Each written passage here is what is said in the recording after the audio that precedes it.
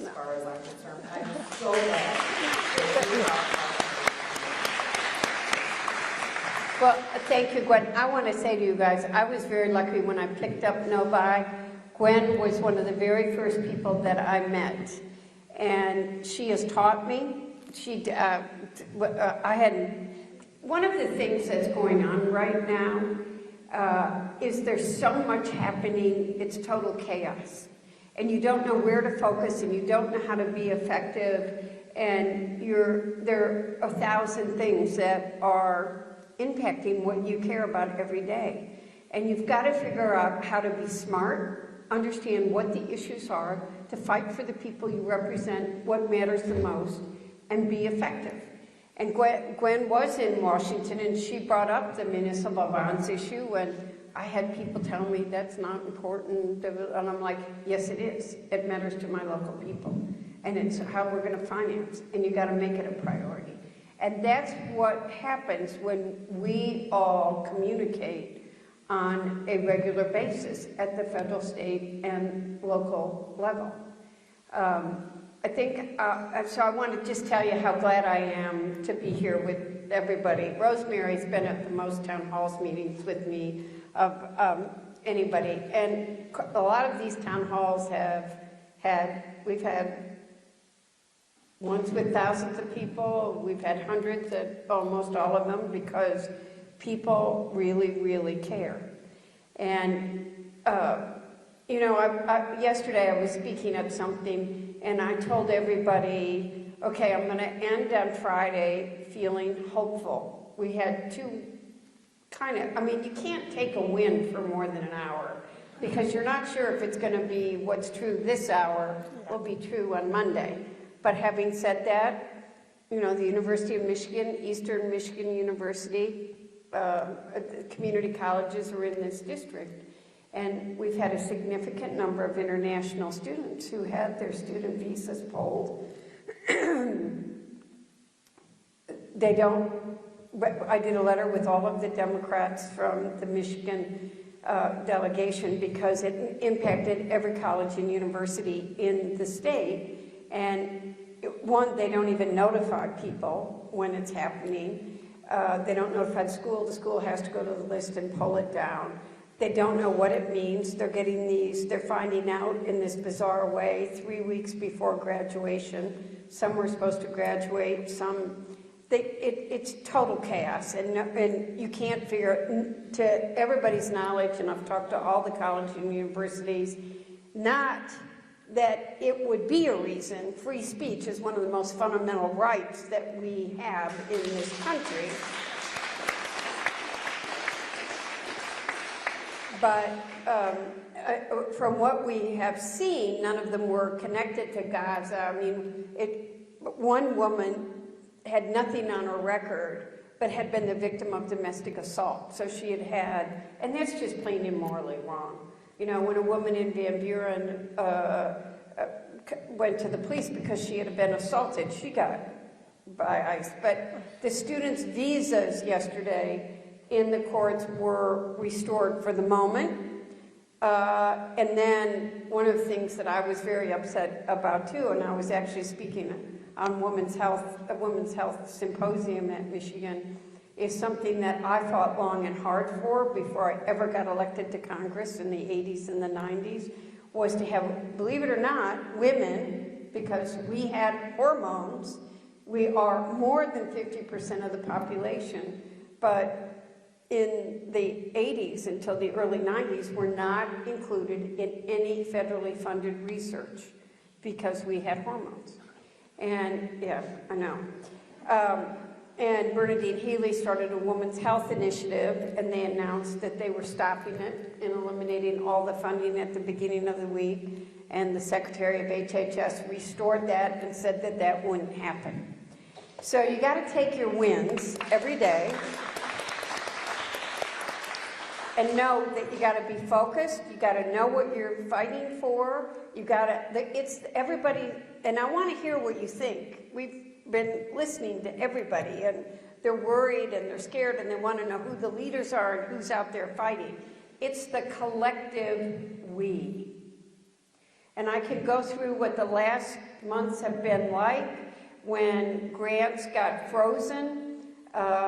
First the DEI grants, and I met with an NIH researcher who had been fired for her drug study because the description of the population that was to be included the phrase reflective of the population, including African Americans. She was fired because that was the description of that study.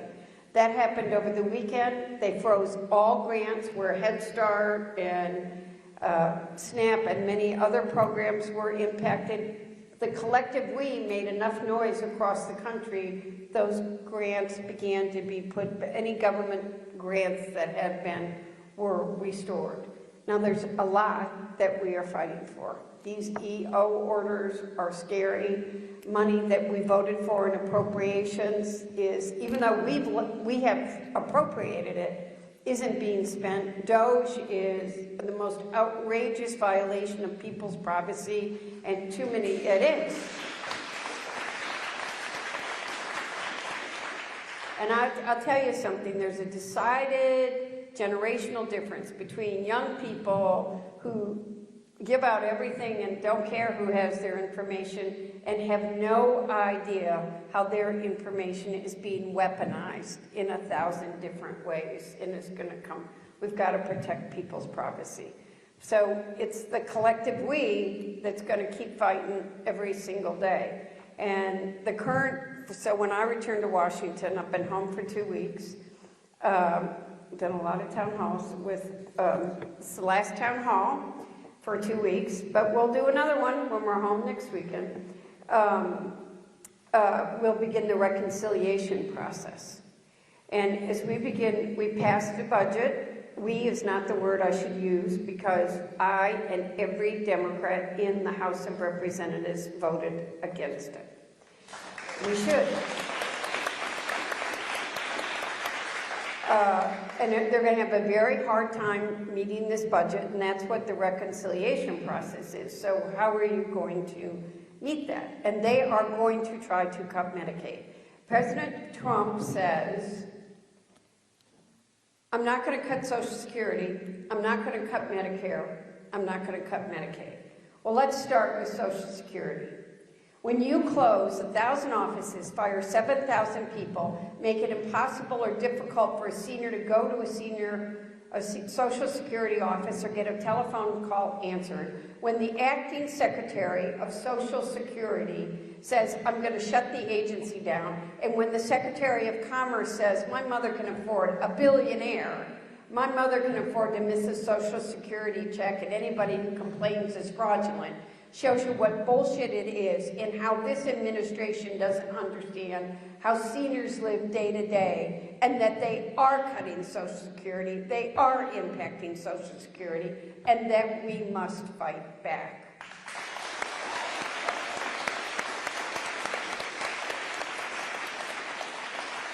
And so when we go back, I'm on the Energy and Commerce Committee. It is my committee that is going to be leading this fight. I'm going to be one of the leaders.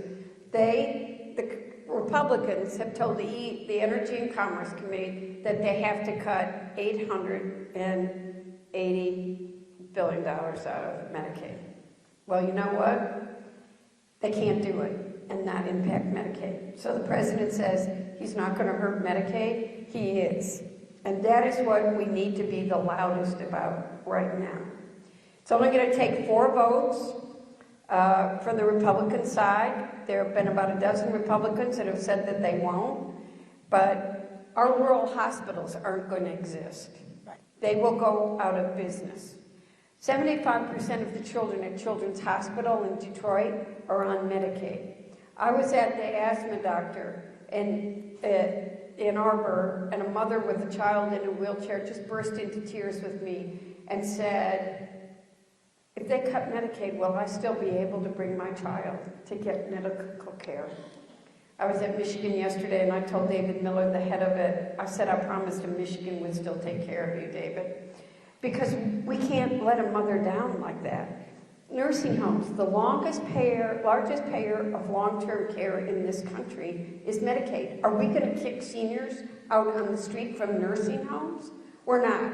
And all of us and my colleagues are going to fight like hell to protect Social Security, Medicare, and Medicaid. That's where the focus needs to be for the next couple of weeks as we go into these budget battles. And we need it, and we all know it, and we're going to all fight like hell. Yeah. Whatever it takes.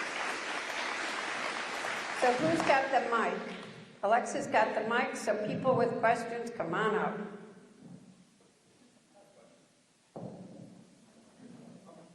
Will Medicaid be part of the reconciliation, and can they cut it without the 60 senatorial votes? That's one couple questions. Medicaid will be part of reconciliation, which is why we're fighting it tooth and nail. It starts in E&C and then it'll go to the House. Reconciliation is the one process that is not subject to cloture or to, so we're going to have to worry about how we handle it. What we got to do, if any of you have friends in districts that may not have somebody like me as your representative, you need to be going and talking to them. You need to put the human face on who is going to be hurt. And we're going to, we should not and cannot accept it. They keep saying they're not going to cut it. Well, let's see what's going to happen. But the target for the Energy and Commerce Committee given by leadership, the only way it can happen is to cut Medicaid. And we will fight tooth and nail to let that happen. And I will be doing amendments that put every Republican on record about what they're willing to cut to their constituents to not receive. Just to be sure you know, it's $880 billion in the reconciliation budget.